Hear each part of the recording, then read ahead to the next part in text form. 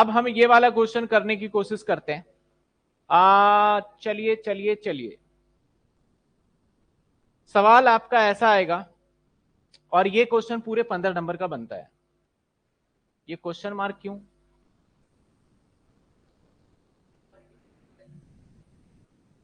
नहीं देना चाहिए, दिया क्यों नहीं? या तो कोई अमाउंट यहां से मिसिंग हो गया है। कितने हैं रुपीस? अच्छा यहाँ पे रुपीस का सिंबल है, वही कहूँ, क्वेश्चन मार्क तो होगा नहीं। चलिए सर चलिए,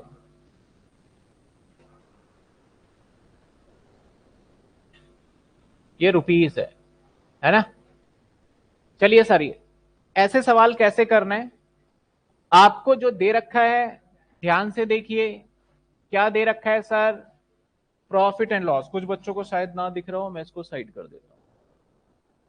ठीक है चलिए, आपको दे रखा है प्रॉफिट एंड लॉस, बड़ी सीधी सी बात है। और प्रॉफिट एंड लॉस में बड़े सारे खर्चे हैं, बड़े सारे इनकम है। और आपको कॉस्ट शीट के बारे में कहीं नहीं बताया, बस ये बोलता है कि cost account manual state factory overhead to be recover 50% of the direct wages, admin overhead 10%। यानी फैक्ट्री, यानी कॉस्ट शीट बना के नहीं दिया, लेकिन कॉस्ट शीट से रिलेटेड इंफॉर्मेशन दे दिया। तो आपको फाइनली क्या करना है? प्रिपेयर द स्टेटमेंट, यानी आपको कॉस्ट शीट बनाना है। सर ये सवाल तो है, ये साथ के साथ आपको रिकंसिलेशन भी करना है, यानी दो सवाल पूछ लिया इसमें। तो आपको पहले क्या करना है? कॉस्ट शीट बनाना है। तो पहले हम फटाफट से कॉस्ट शीट बना लेते हैं। और कॉस्ट शीट आपको पूरा वही फॉर्मेट, मैंने इस चैप्टर को इसलिए बोला कि भैया जिसे कॉस्ट शीट नहीं आता वो नहीं कर पाएगा ये चैप्टर। क्यों नहीं कर पाएगा? देख लीजिए, अब आ गया ना कॉस्ट शीट, तो उसे पता ही नहीं होगा, तो वो परेशान हो जाएगा अननेसेसरी। तो कॉस्ट शीट के हेडिंग सारे याद होने चाहिए। सर चलिए फटाफट से कॉस्ट शीट के सारे हेडिंग जो याद है मुझे, मैं लिख लेता हूं, और आपको भी याद होना चाहिए, आपको भी याद होना चाहिए। चलिए लिख लेते हैं। सबसे पहले लिखते थे हम प्राइम कॉस्ट। अब इसके अंदर देखिए वर्क इन प्रोग्रेस है, तो क्या आएगा? Gross factory cost, gross factory cost. Sir gross factory cost के बाद आता है हमारा net factory cost, net factory cost. Sir इसके बाद आता है कॉस्ट ऑफ प्रोडक्शन।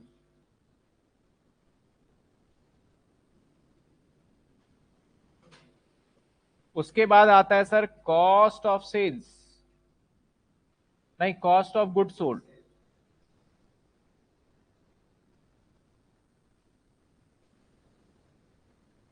फिर आता है हमारा कॉस्ट ऑफ सेल्स, और लास्ट में आता है हमारे पास सेल्स।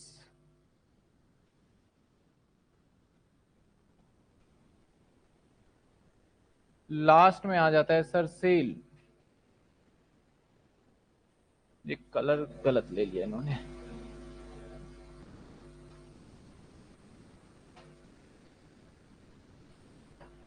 चलिए फिर आता है हमारा कॉस्ट ऑफ सेल्स, लास्ट में आता है sir sales.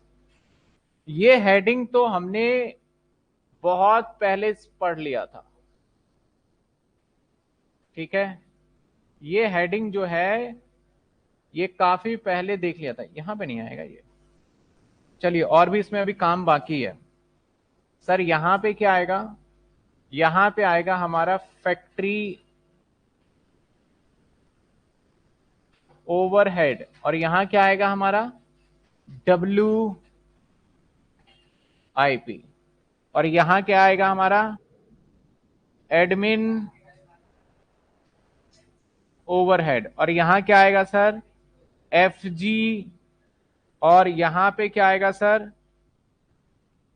Selling and distribution. और लास्ट में यहां बीच में क्या निकलेगा? प्रॉफिट। ये सारी बातें आपको याद होनी जरूरी है, अगर याद नहीं है तो फिर आपको मैंने बता दिया, याद होना चाहिए। चलिए सर, पहला कहता है कॉस्ट शीट में सबसे पहली बात हम क्या लेंगे? Purchase direct material. Direct material के बारे में कुछ नहीं बोल रहा, पहले जो जो इन्फॉर्मेशन दे रहा है वो उसी को ले लेते हैं हम। जो जो इंफॉर्मेशन जानकारी दे रहा है उसको ले लिया जाए सर। बिल्कुल। कहता है cost account manual state factory overhead यानी are recover 50% of direct wages. जितना डायरेक्ट वेजेस है, ये है डायरेक्ट वेजेस, उसका 50% है फैक्ट्री ओवरहेड। फैक्ट्री ओवरहेड ले लेते हैं, ओवरहेड। तो ये सर 20,000 है, तो ये आएगा 10,000। पहले पॉइंट सबको समझ में आया, हाँ या ना बोल दीजिए। समझ में आया? सर क्वेश्चन ठीक से शो नहीं हो रहा, अब देख लीजिए एक बार। नहीं हो रहा, थोड़ा और बड़ा कर देते हैं, मेरे पास तो स्पेस है। ये लीजिए, मे भी अब शो हो रहा होगा आपको। यहां तक किसी बच्चे को डाउट? सर हमें कैसे पता चलेगा कौन सा लेना है दोनों में से? भैया जिस जो प्रॉफिट दे रखा होगा वही लेना होगा, दोनों कभी एग्जामिनर देगा ही नहीं। चलिए अगले पॉइंट को पढ़ते हैं, क्या और कह रहा है। और क्या कह रहा है, इसे मिटा लेते हैं। यहाँ पे कलर जो चलने वाला है ना, ये कलर दिखेगा नहीं बच्चों को, तो ये ले लेते हैं। ये भी पहले यूज कर लिया हमने, क्या ले ले फिर? रेड लेते हैं। रेड यूज नहीं किया। और अगर मैं ब्लू लूँ तो ब्लू दिखेगा क्या? ब्लू तो दिखेगा ही नहीं। रेड ही लेते हैं, चलिए। अब आगे क्या कहता है? आगे कहता है फैक्ट्री ओवरहेड के बाद डायरेक्ट वेजेस का admin expense overhead 10% of work cost. Sir that is work cost, इसे बोलते हैं वर्क कॉस्ट, इसको बोलते हैं हम वर्क कॉस्ट। तो इसका 10%, तो पहले ये आएगा उसी के बाद ये निकाल सकते हैं। चलिए sir, selling and distribution expense 1 rupees per unit sold. जितने यूनिट बेचा है उसका 1 रुपया खर्चा आएगा। The unit of product sold 4,000। Okay sir 4,000, तो कितना आएगा सर? 4,000 गुना में 1 रुपए, यानी सर 4,000 रुपए का ये खर्चा है।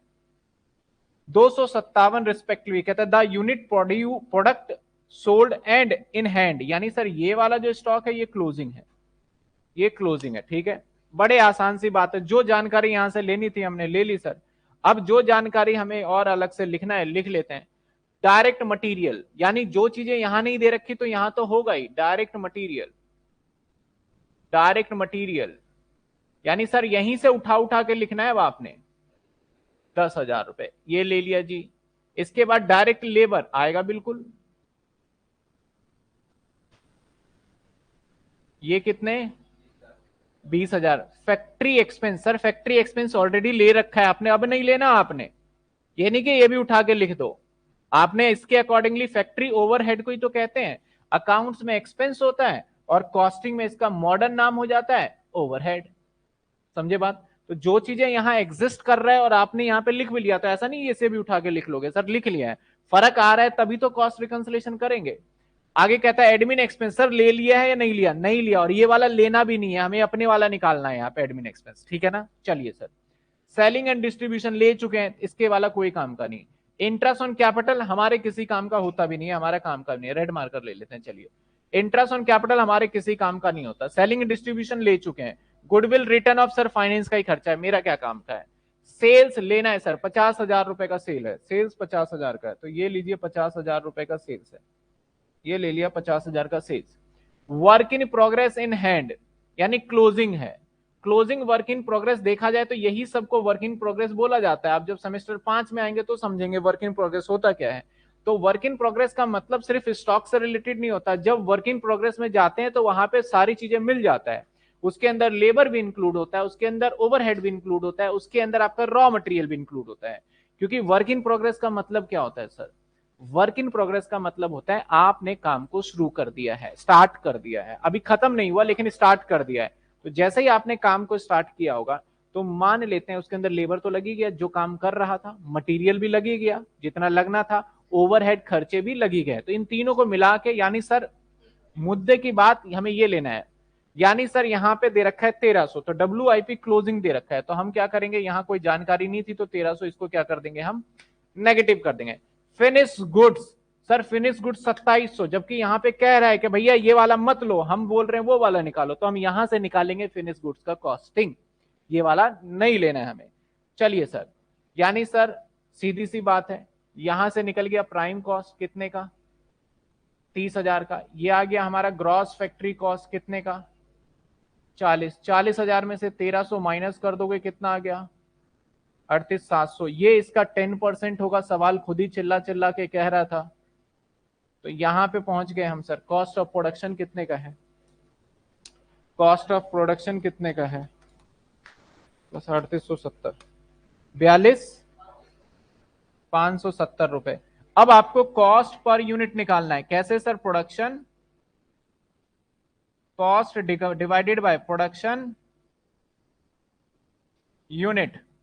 सर प्रोडक्शन कॉस्ट तो निकाल लिया, 42,570, यही निकाला ना। और यूनिट जो है प्रोडक्शन कितना है वो निकालने की बात है। निकाल लेंगे सर। अब देखिए सेल्स आपने कितने यूनिट किए? 40,000। और आपने बचा भी लिए, इतने तो बेचे यूनिट, और 257 आपने बचा लिए, तो कितने हो गए? 4257। कहने का मतलब सर है कि आपने माल जो बनाया होगा वो 4257 बनाया होगा, तो एक यूनिट का खर्चा आ गया 10 रुपए। तो क्लोजिंग स्टॉक का जो होगा ना, आपका क्लोजिंग स्टॉक फिनिश का होगा ना, तो दो कितने थे हमारे सर? 257 इंटू में 10, तो सर ये आ जाएगा हमारा 2570। 2500। ये ना कोई नई बात नहीं है। जिन्होंने कॉस्ट शीट किया है उनको पता है, वेल नो कि कैसे निकालते हैं। फॉर्मूला भी लिखवाया है, तो मैं यहाँ पे टाइम नहीं वेस्ट करना चाहता। वहां पे याद होगा फॉर्मूला लिखा था, प्रोडक्शन यूनिट या sales unit is equal to opening stock unit plus production unit minus में क्लोजिंग स्टॉक, ऐसे करके निकाल लिया। और वैसे भी कॉमन सेंस लगाओ ना।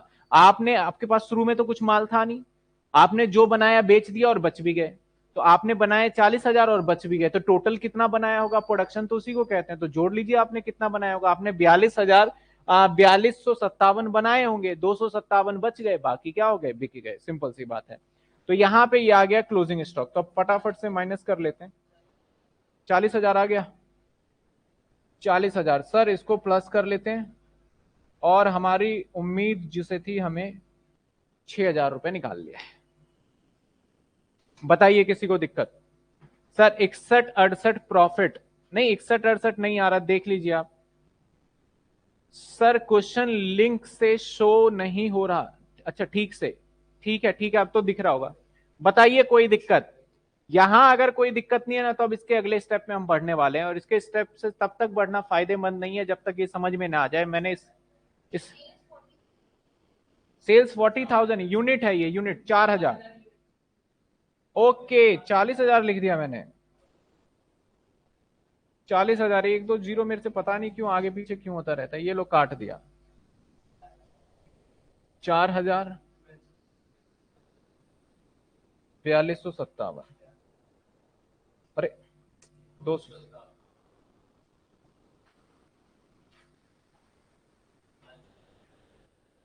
वो तो मैंने जोड़ के लिया था 4,000, और ये लिखने में एक जीरो निकल गया। ठीक है, कोई दिक्कत यहां तक? क्लियर है? अगले पॉइंट पे बढ़ जाए।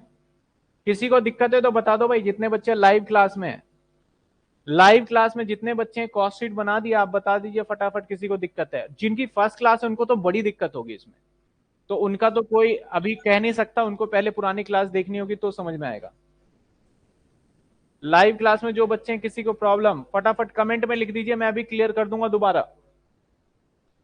यानी सर एक बार क्विकली बता दूं, सर इसका मतलब जो इन्फॉर्मेशन कॉस्ट शीट से रिलेटेड था वो तो पुट कर लिया, और बाकी हम फाइनेंस से भी इंफॉर्मेशन निकाल के कॉस्टिंग में लिखेंगे। जो फाइनेंस का प्योरली खर्चा उसे छोड़ देंगे, और जो खर्चा आप ऑलरेडी लिख चुके हो और यहाँ दोनों जगह है, तो आपको जो इन्फॉर्मेशन के अकॉर्डिंग है वो यहाँ पे आ जाएगा। और जो खर्चा आपका दोनों जगह कॉमन रहता है वो यहाँ पे आएगा। चलिए सर, अब रिकंसिलेशन करेंगे। सबसे पहले तो रिकंसिलेशन किस किस का किया जाएगा? अरे मार्कर तो दूसरा लेना होगा। कौन सा मार्कर ले? ये दिखेगा मेरे हिसाब से, ये तो दिख जाएगा। हाँ दिख रहा है। चलिए अब देखिए, जो चीजें मैच होगा, जो चीजें मैच हो जाएगा, उसका कॉस्ट रिकंसिलेशन में कोई फर्क नहीं है। सबसे पहले आप बेस किसको मानेंगे सर? आपकी इच्छा है, आप balance as per cost sheet ले लीजिए या फिर बैलेंस एज पर फाइनेंस, दोनों ही सीख लिया मैंने। तो अभी ताजा ताजा हमने ये सीखा है तो ये ले लेंगे। ठीक है, अब सबसे पहले देखिए मटीरियल। मटीरियल यहां भी 10,000 और यहां भी 10,000, तो इसका मतलब इसका कोई रोल नहीं है, कोई मतलब नहीं है हमारा रिकंसिलेशन बनाते टाइम पे। लेबर यहां भी 20,000 और यहां भी 20,000, इसका भी कोई रोल नहीं है रिकंसिलेशन बनाते टाइम पे। इसके बाद फैक्ट्री ओवरहेड 10,000 और 9500। सर इसके बारे में सोचना पड़ेगा, जिसके बारे में टिक कर रहा हूं वही कंपैरिजन में जाएगा, जिसके आगे टिक क्रॉस लगा रहा हूं वो कंपैरिजन होके तो जीरो ही हो जाना है हमारा। ठीक है। एडमिन एक्सपेंस 5200 और यहाँ पे सर एडमिन एक्सपेंस कितना आया था 3870, सर ये भी जाएगा कंपैरिजन में। सेलिंग एक्सपेंस 4000 और 3800 ये भी जाएगा, ये रहा 4000। देखिए इंटरेस्ट लिया ही नहीं यहाँ पे तो कंपैरिजन में जाएगा, गुडविल लिया ही नहीं कंपैरिजन में जाएगा। अब आ जाते हैं सेल्स, दोनों जगह पे सेल्स सेम है तो कंपैरिजन में ये, और वर्क इन प्रोग्रेस दोनों जगह पे सेम है तो ये भी। क्लोजिंग स्टॉक यहाँ 2700, यहाँ पे 2570, तो बिल्कुल सर कंपैरिजन में ये जाएगा। समझ में आई बात? यानी जब हम कंपेयर करेंगे तो मैंने पहले ही टिक कर लिया कि किस किस चीज को लेना है और किसको नहीं लेना है। क्लियर आ रही है मेरी बात? समझ में आ रही है क्या किसी को? जो मैं बताने की कोशिश कर रहा हूं क्लियर हो रहा है ना आप सभी को कि क्या पढ़ रहे हैं हम? चलिए नए पेज पे लेते हैं और रिकंसिलेशन बनाना स्टार्ट करते हैं। हालांकि बनाना तो इसी पेज पे चाहिए था बट जगह है नहीं, फिर कंजेस्टेड हो जाएगा। वैसे सोच रहा हूं इसी पेज पे बनाऊं तो क्या दिक्कत है, नहीं दिखेगा फिर, है ना? आराम से कर लेंगे थोड़ा सा पढ़ पढ़ के। इस टाइप का सवाल आपके एग्जाम में आएगा पूरे 15 नंबर का, क्योंकि एग्जामिनर ने आपसे सब कुछ पूछ लिया ना, 2 चैप्टर कवर कर लिया एग्जामिनर ने। अब एक चीज ध्यान रखिएगा सर, क्या ध्यान रखना है कि अगर कॉस्ट शीट गलत हुआ ना आपने, अगर आपका कॉस्ट शीट गलत हुआ ना तो फिर कुछ नहीं है, आपका ये भी गलत ही आएगा। कॉस्ट शीट गलत हुआ तो ये भी गलत आएगा। तो मैं रिकमेंडेशन करूंगा एग्जाम में, वैसे देखो मैं एग्जाम के टाइम पे ट्रिक बताता हूं कि भैया जब ऐसे क्वेश्चन आ जाए तो इसको ऐसे सॉल्व करना, मैं भी बता देता हूं। अगर एग्जाम में आया तो कभी भी आप ये वाला प्रॉफिट उठा के मत करना, क्योंकि इसके अंदर गलती के चांसेस कर सकते हो, आप कर दोगे गलती इसके अंदर। अगर ये प्रॉफिट उठा लिया तो डेफिनेटली पूरा ही गलत गलत गलत चला जाएगा आपका। बेटर है आप इसका प्रॉफिट उठाओ, ये तो गलती नहीं करेगा, ये प्रॉफिट उठाएंगे फिर इसमें से आइटम उठा लेंगे तो हमारा 90% क्वेश्चन ठीक हो जाएगा। अगर हमारा कॉस्ट शीट गलत भी बनाया हो तो आपको अगर एग्जाम में प्रॉफिट पिक करना हो तो सर सिंपल सी बात है, हम फाइनेंस का पिक करके देख करेंगे और जल्दी इजीली हो सकता है। और हमने कॉस्ट, चलो हम भी फाइनेंस का ही कर लेते हैं क्योंकि अभी तो फाइनेंस का सीखा है, मेरे दिमाग से निकल गया कि कॉस्ट का सीखा है। हमने फाइनेंस का प्रॉफिट लेके कॉस्ट का निकालना तो सीखा है, हम ये भी अभी ले लेते हैं। ठीक है, तो profit as per profit as per profit as per profit as per finance sir कितने दे रखा है, मैं आपको दिखा के लिखूंगा। 3000 रुपए, 3000 रुपए, 3000 रुपए कितने दे रखे हैं? 3000 रुपए, 3000। चलिए सर 3000 के बाद अगले पॉइंट पे आ जाते हैं। आगे जिसके आगे क्रॉस लगाया उसको तो देखना भी नहीं है भाई, क्रॉस लगा दिया नहीं देखेंगे, नहीं देखेंगे। अब जिसमें टिक लगाया वो फैक्ट्री एक्सपेंस, हमें ये वाला बेस ले लिया तो प्रॉफिट किसके बारे में सोचना है? कॉस्ट। यहां पे खर्चा 9500 और यहां पे खर्चा 10,000, यानी यहां पे खर्चा क्या है? ज्यादा है, तो जिसकी वजह से इसके प्रॉफिट पे क्या इंपैक्ट आ रहा होगा? कम आ रहा होगा, तो हम भी माइनस कर देंगे। क्या, किस नाम से था हमारा ये? फैक्ट्री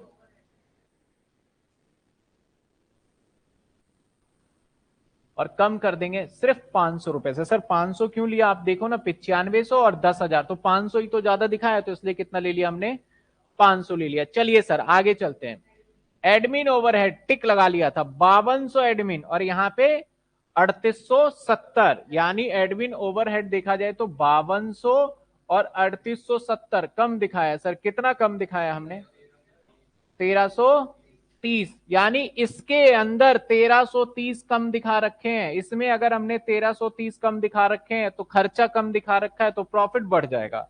तो स्टेटमेंट में हम भी बढ़ा देंगे एडमिन एक्सपेंस, और इसको स्टाइल में लिखना चाहते हो तो एडमिन एक्सपेंस अंडर रिकवर कर सकते हो, और इसको क्या कर दोगे? Over recover. ठीक है, तो कितना हो गया अंडर रिकवर? 1330 रुपए। चलिए, अरे कहां आ गया? आगे चलते हैं सर। इसके बाद क्या आ जाते हैं? सेलिंग 3800 और 4000। सर 3800 और 4000 कौन बच्चा बताएगा क्या ट्रीटमेंट होगा? यानी हमने इसके अंदर 200 रुपए ज्यादा दिखा रखा है। जल्दी बताइए फटाफट कमेंट में, 200 रुपए ज्यादा बता रखा है। सभी बच्चे फटाफट कमेंट में बताएं, 200 रुपए ज्यादा दिखा रखा है, क्या होना चाहिए? हम प्रॉफिट किसके बारे में सोच रहे हैं? कॉस्ट के बारे में प्रॉफिट सोच रहे हैं। ऊपर लिख भी देता हूं, कॉस्ट शीट। कोई बच्चा ये ना सोचे वर्किंग नोट है ये, कॉस्ट शीट।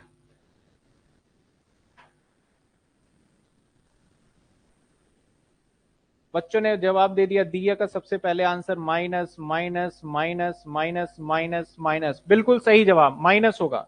यानी सर कितने रुपए माइनस होगा, मैं भी भूल गया। 200 रुपए माइनस होगा। तो चलिए क्या था हमारा? सेलिंग एंड डिस्ट्रीब्यूशन,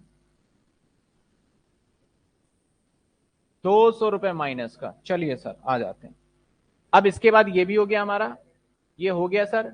अब इंटरेस्ट ऑन कैपिटल, यहां पे खर्चा है, यहां है ही नहीं खर्चा। अब यहां पे भाई खर्चा ही नहीं दिखाओगे तो इसके प्रॉफिट तो बढ़ेगा। तो हम क्या करेंगे, ऐड कर देंगे इंटरेस्ट। कितने रुपए? 1000। मैंने देखा नहीं, आपने बता दिया, देख लेते हैं। 1000 रुपीज। चलिए, ऐसे गुडविल यहां खर्चा है और यहां खर्चा नहीं है। भाई सोचना, कॉस्ट तेरे बारे में ही है, तेरे इसके पास खर्चा नहीं, मतलब प्रॉफिट बढ़ रहा होगा। तो बड़ी सीधी सी बात है, प्रॉफिट बढ़ रहा होगा तो goodwill. Goodwill return of, sir goodwill return of कितने आएंगे? 1500 रुपए से बढ़ गया। आ जाइए। नेट प्रॉफिट को नहीं लेना भैया, टिक लगा रखा है, लेकिन ऐसा मत सोचना कंपेयर करूंगा, वो तो कर ही रहे हैं हम। सेल्स को नहीं लेना, WIP नहीं। क्लोजिंग स्टॉक, क्लोजिंग स्टॉक को क्या मानते हो? As a income. तो क्लोजिंग स्टॉक सर 2700 और यहां पे इनकम 2570। तो यानी कॉस्ट के अंदर इनकम कम है और कॉस्ट के अंदर कितना कम है? 2700 वहां दिखा रखा है, यहां पे 2570, मतलब सर 130 कम है। तो हमारा भैया तेरा प्रॉफिट भी तो कम आ रहा होगा, कितने से? Closing stock, closing FG 100। अब इसको जब हम पूरा करेंगे तो हमारा आंसर कितना आना चाहिए सर? हमारा आंसर 6000 आना चाहिए। अगर 6000 आ गया तो ठीक है, नहीं आया तो फिर हमने कहीं ना कहीं कुछ ना कुछ मिस्टेक कर दिया है। तो 3000, 1330, 1000, 1500, ये, अरे 3000, 1330, 1000 और 1500, 6830। अब आप सोचो क्या एक इक्वल आ जाए? -500, -200, -130, लो जी लो आ गया 6000। तो हमारा ये आ गया profit, profit as per cost, profit as per cost. चलिए सर बताइए, कोई दिक्कत? कोई दिक्कत किसी को, कोई परेशानी? ऊपर देखिए मैंने खाली छोड़ा हुआ है, तो आपको इतना तो पहले फर्स्ट क्लास में लिखता हूँ, कॉस्ट रिकंसिलिएशन स्टेटमेंट लिखना है और पर्टिकुलर वगैरह वो चीज आप एग्जाम में ध्यान दोगे ही दोगे। सर रिकंसिलिएशन इजी हो जाता है इस टाइप से क्वेश्चन, दोनों कॉस्ट शीट और फाइनेंस अकाउंट कंपेयर हो जाता है। बिल्कुल, देखिए रिकंसिलिएशन इजी है। जो बच्चा बोल रहा है इजी है, बहुत इजी चैप्टर, मैं भी कहता हूँ। बस इलिस्ट्रेशन के आंसर को मत देख लेना आप, मैं आप सभी से बोलने चाहता हूँ। आप एक बार देखोगे, मैं मना कर रहा हूँ ना तो बच्चे जानबूझ के देखते हैं, ऐसा क्यों मना किया था, तो फिर ज्यादा दिक्कत होगी। थर्ड सेमेस्टर का रिजल्ट कब आएगा? होपफुली नेक्स्ट मंथ के 15 तक आने की उम्मीद है आपका।